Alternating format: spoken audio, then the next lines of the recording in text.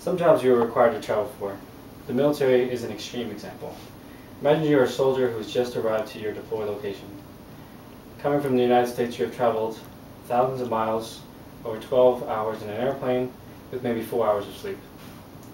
You step off the plane sleep deprived, over 50 pounds of gear on you, the temperature is 100 plus degrees, and there are directions being given to you left and right.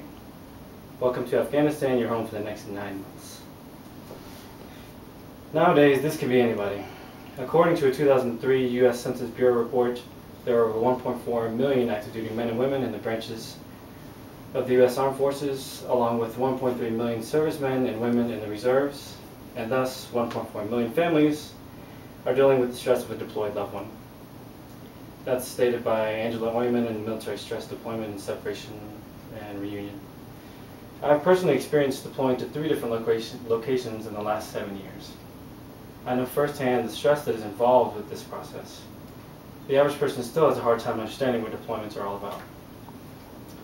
Getting deployed to a war zone can put a great amount of stress on any military member, such as separation from family, financial responsibilities while out of country, and even fear for your life.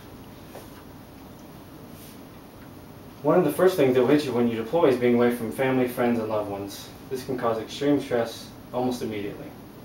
Just being physically away from your wife, husbands, kids, parents, and friends can be stressful for someone who's not usually gone. According to a 2008 demographic profile of the military community, as mentioned in the American Journal of Nursing, 38% of active duty military personnel are married with children, another 5% are single parents. Also, another thing that's difficult is lack of reliable communication such as internet and phone, where they constantly go in and out of service.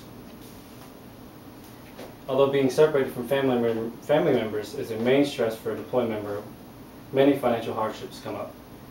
Just being out of the country makes it more difficult to keep track of finances. Before you deploy, most members must assign a power of attorney, which is, for single members, can be very difficult.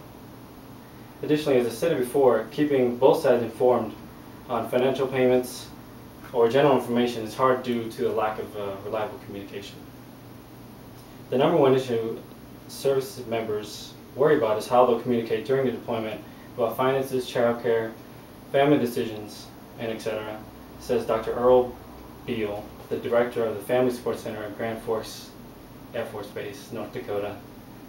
The director of the Family Support Center, right, like I said, referred to in the Military Family Finances, Surviving the Financial Stress of Deployment by Sarah Schmidt. Lastly, the biggest stressor of the individual deployed would have to be their own safety. There are many dangers while being deployed which cause some to fear for their life. The most known is direct combat, which includes small arms fire, firefights, and IED explosions, which can lead to death or injury in the field. Also non-direct combat, including mortar attacks and enemy attacks on the base, which also can lead to death and injury, any kind of wounded. So whether you're on the front lines fighting or secretary on the base, the fear is always around. As you can see, there are many different stressors that add up in a person's time away, causing a deployment to be very difficult. I told you about how deployments can affect families, can cause families financial stress, and even fear for your life, which is why homecoming is such an emotional and exciting time. Reuniting with family and friends is overwhelming for all parties involved. But even if there isn't any family around, nothing feels like that first step on U.S. soil after being away for months at a time. Everything I talked about today seems to disappear when you arrive back home, even if briefly.